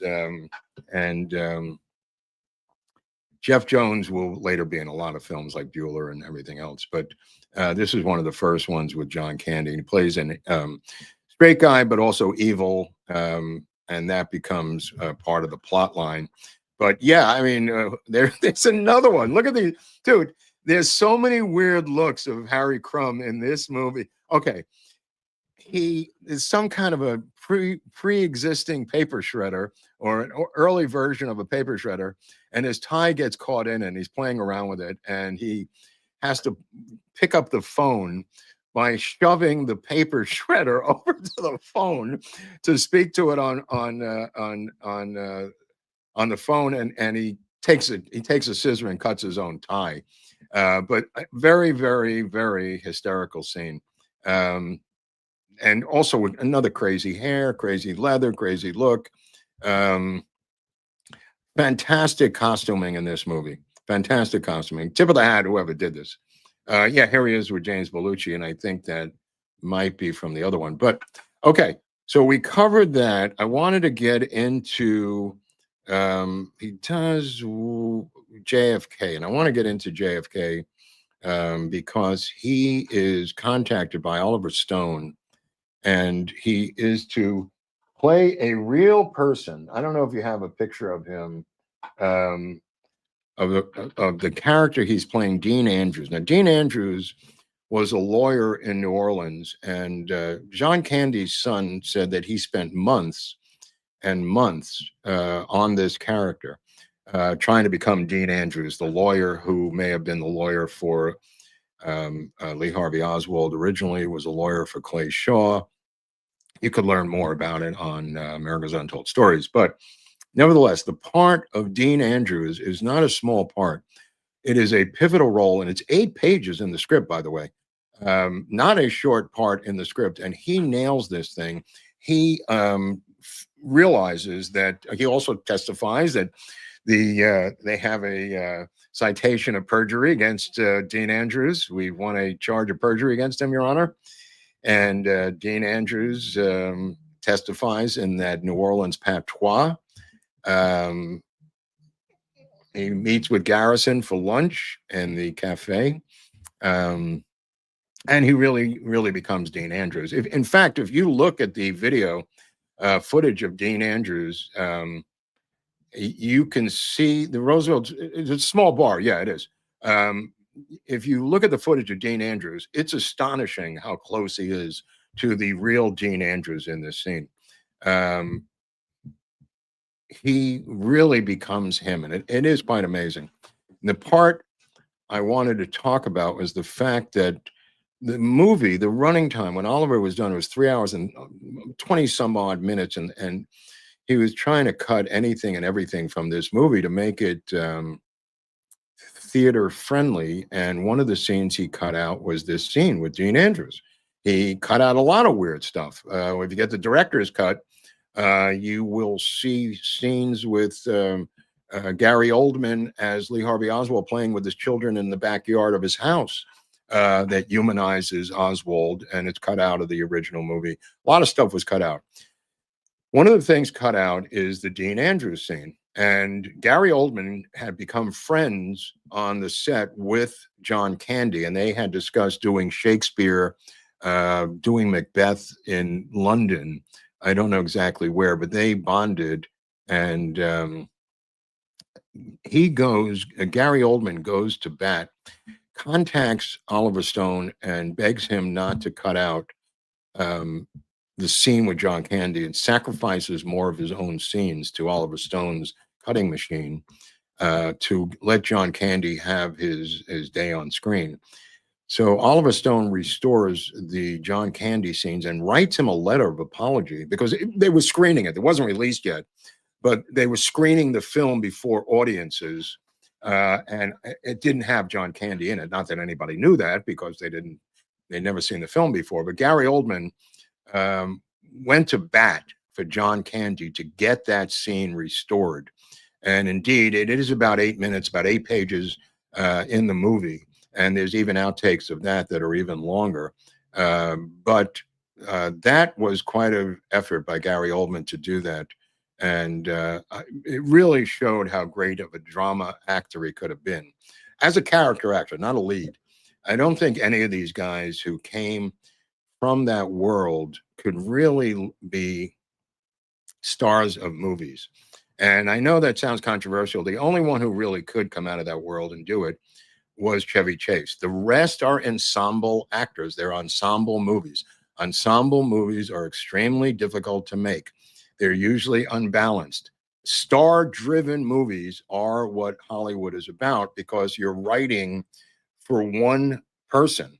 The ensemble ones, Paradise Island, all these crazy movies with a lot of different character actors usually do not work because it's spread out all over the movie. Hollywood films, for better or for worse, are star-driven vehicles. And what John Candy really was a fantastic character actor, and I think he could have been that his entire life. Look what happens to Bellucci when they put him in Neighbors. They trying to put him in films as a lead. They try to do that with John Candy. It is difficult to watch some of the romantic scenes with John Candy.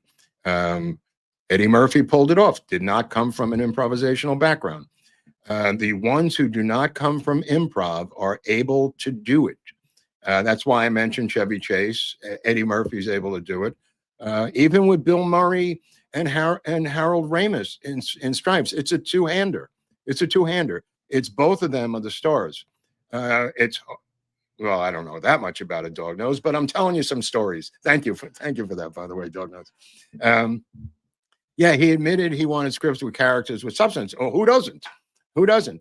But as a leading man, it's hard to fake that. You could take Eddie Murphy, put a woman in there, and you can believe Eddie Murphy. It's difficult with a guy weighing 375 pounds. It's just really, really difficult. And if you take out the romance, you're gutting usually most Hollywood films. That being said, one of the greatest character actors of all times, and I think he could have done that. Robin Williams did have training in Juilliard, despite his improvisational background.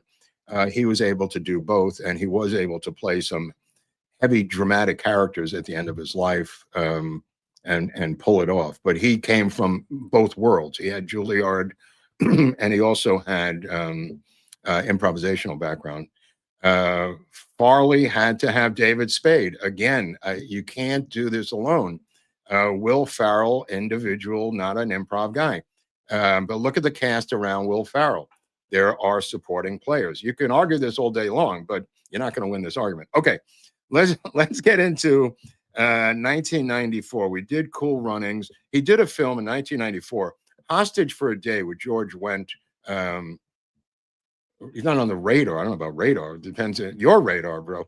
There's a film with George Wendt that is directed for TV by John Candy, and George Wendt is playing the John Candy kind of role. His wife is kidnapped. John Candy is the director of this movie. He plays a small part at the end as one of the kidnappers with an Italian leather coat. This is him at the end with an Uzi.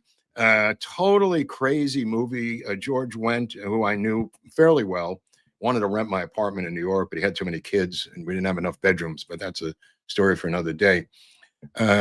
John Candy directed this with George Wendt for TV, and George Wendt is talking to his ego in his reflection, if I remember, for most of the movie. And here he is coming to kill George Wendt for some convoluted part of the story that I don't recall. It was made for TV, and it was his first, it might be his only directing opportunity in 1994. And he is, I think, at 375 at this point in terms of weight. He really is huge. He looks great. Okay, there's a doctor in the house. But the next film, which will come out, is the Wagons East with Richard Lewis. And I remember when Richard Lewis was telling me about this. They went to Durango, Mexico. Now here's the too many kids, not enough bedrooms. Yeah, I only had one bedroom. He had 6 kids, and he was on Broadway. I think he was doing Hairspray. George Wendt, if I remember correctly, came over to my house, and I was here, but I had the apartment in New York. And now you got me off the track. But oh yeah, so Richard Lewis told me he's going to do this. Kind of a cowboy comedy like Blazing Saddles. They are going to take a wagon train. They've fed up with the West. They're going to take it back east.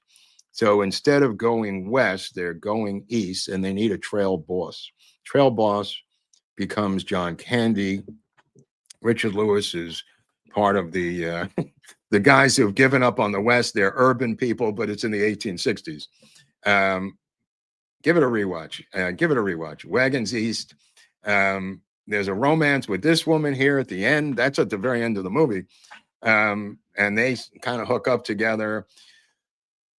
Okay, here's what I wanted to tell you about this. Susan, thank you. That's awesomeness. Happy Thanksgiving to you too, Susan. Thank you so much. Richard Lewis realized that this was not Blazing Saddles pretty early on. That had script problems, had all kinds of problems. And one of the biggest problems was the fact that John Candy weighed 375 pounds, and he was huffing and puffing. Now, here's the point that I think nobody ever looked at. Durango is almost at 7,000 feet high. He was having breathing problems from the beginning because of the elevation. He should not have been there. And this was 3 weeks into the shoot. And I believe there was like almost a wound up clock that he was getting strangled by the altitude. Eventually, the cause of death is a heart attack. He's sitting on his bed in the morning. And here's Richard Lewis with John Candy. He's sitting on his bed and falls over back onto his bed and dies. And he, I believe, and this is my, I'm not a doctor, but I believe slowly but surely over the 3.5 week period, he was being strangled to death by the elevation of over 6,000 feet in the air. And I believe his heart gave out, almost like elevation sickness. If people know what that's like to go to a high elevation, this guy was at that high elevation of over 6,000 feet with that weight for over 3 weeks. And I think that's what killed him. And I think that's what, right. That's what I'm saying, Roy. The high altitude didn't help. I think the high altitude actually was the reason that he died.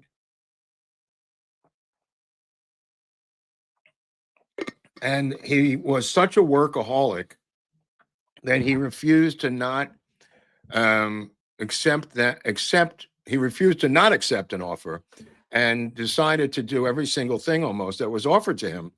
And there was no need for him to do that.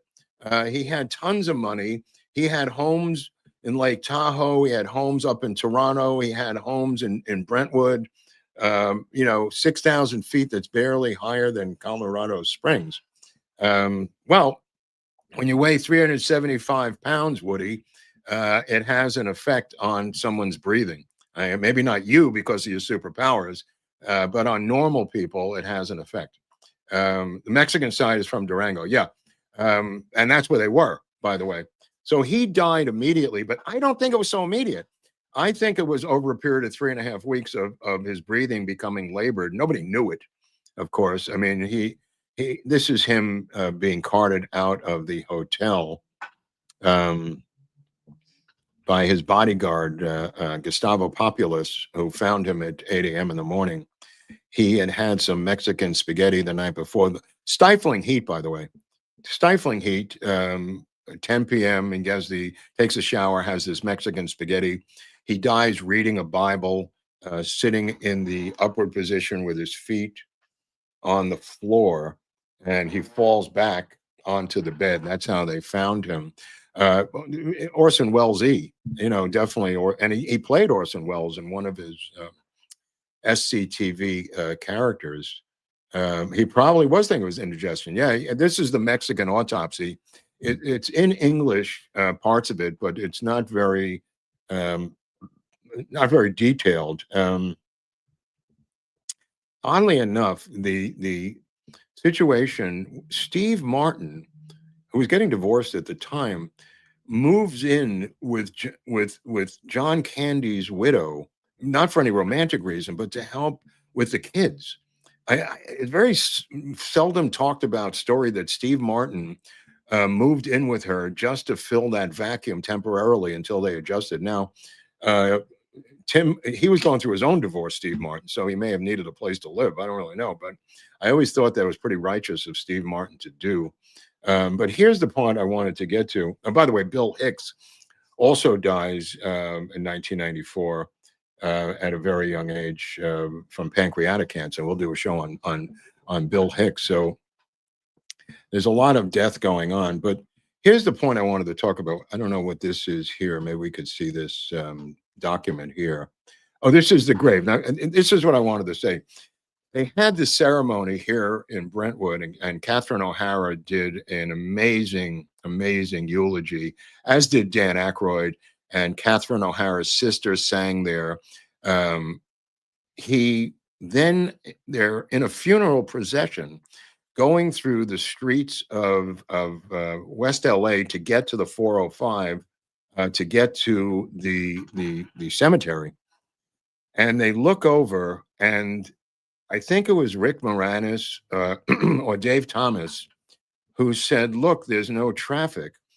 And unbeknownst to anybody, the police, because of how much they loved John Candy, had closed every entrance ramp to the 405, allowing this procession to go down the 405 by itself as a tribute to John Candy. I get a little choked up over this because it had never been done before. It was later done for the Pope, and it was later done for President Reagan. But at this time in history, no one had ever had the 405 closed for their funeral procession. And this was done by the cops because of on their own, the cops closed the entranceways to every single exit to the 405, which is a huge freeway if you know if you know LA, and saluted the they saluted the caravan as it went by. And that always got to me. I don't know why. It always got to me that they were able to do that. And it was a real tribute, and nobody caught it. Nobody ever caught it, but Dave Thomas caught it, as did the people. Obviously, they're in the possession. But it was a thing that had never been done before in the history of Los Angeles, and they did it for John Candy.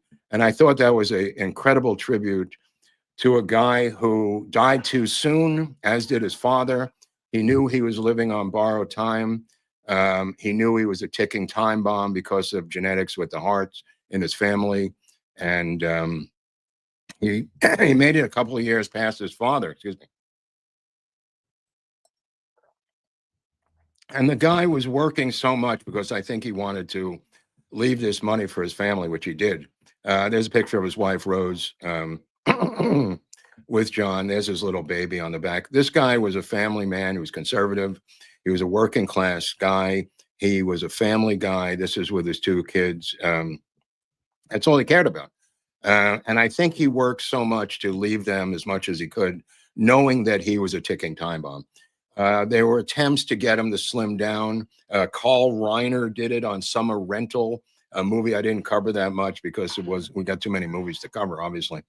But Carl Reiner got him on the Pritikin diet, and he did slim down, but he went off the diet, and he couldn't maintain being abstinent from cigarettes and alcohol and Coke and food. And I think he decided to work as much as he could to leave his family as much as he could, knowing that he was not long for this world. And maybe there's some photos that we could show of his family, or maybe his brother and him early on.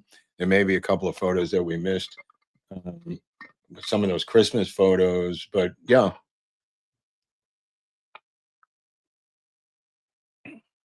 I mean, he definitely died too soon at 43. There's very little doubt about that.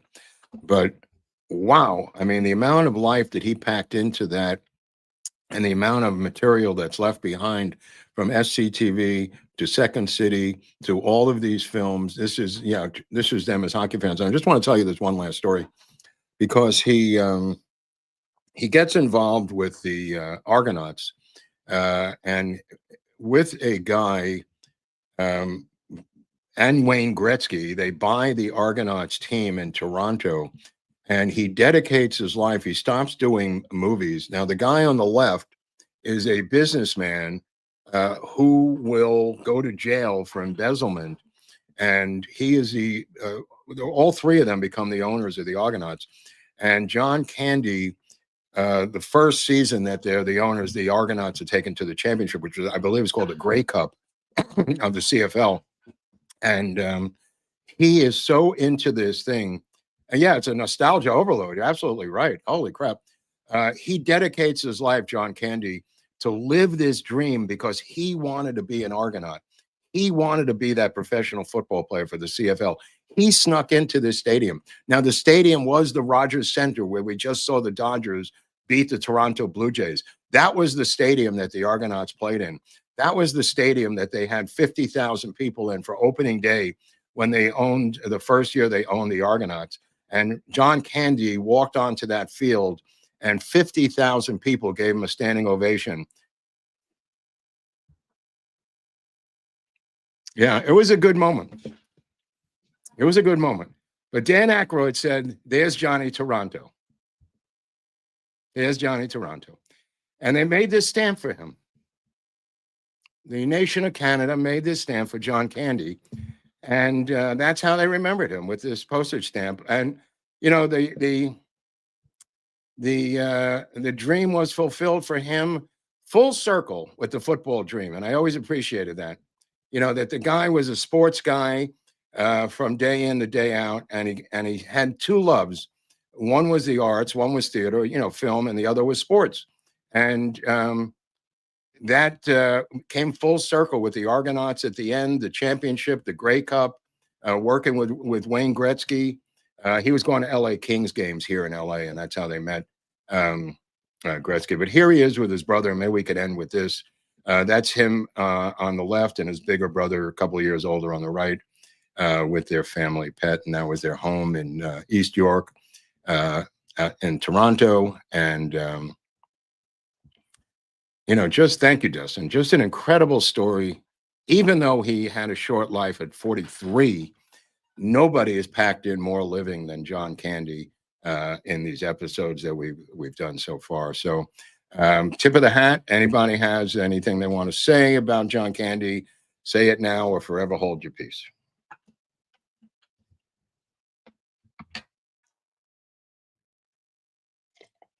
He was a great skater. Okay, that's a good one. That's a good one. He was made us laugh, decades of memories in a kind of skull, a true gent. Every single person says the same thing. I mean, it's unbelievable. Every crew member, everybody says the same thing. One of the greatest, sweetest people in the history of Hollywood. With a great name, obviously, you got to have that name. It's not a made-up name. The family's name, it's Candy. I mean, just a great one. You can watch these films from now until the end of time. There's quite a few of them. And he was a great actor, great natural. Heather, thank you. He was a great natural actor, but he also had training with these improv groups. Gone too soon is absolutely true, Alicia. But that's the point of the channel. So we're going to live vicariously by getting into these different storylines of these people and try to see what we can get out of them. One of my favorite bits is a Ray Charles song called "The Mess Around." And in Planes, Trains, and Automobiles, when Steve Martin falls asleep in the car and John Candy is driving,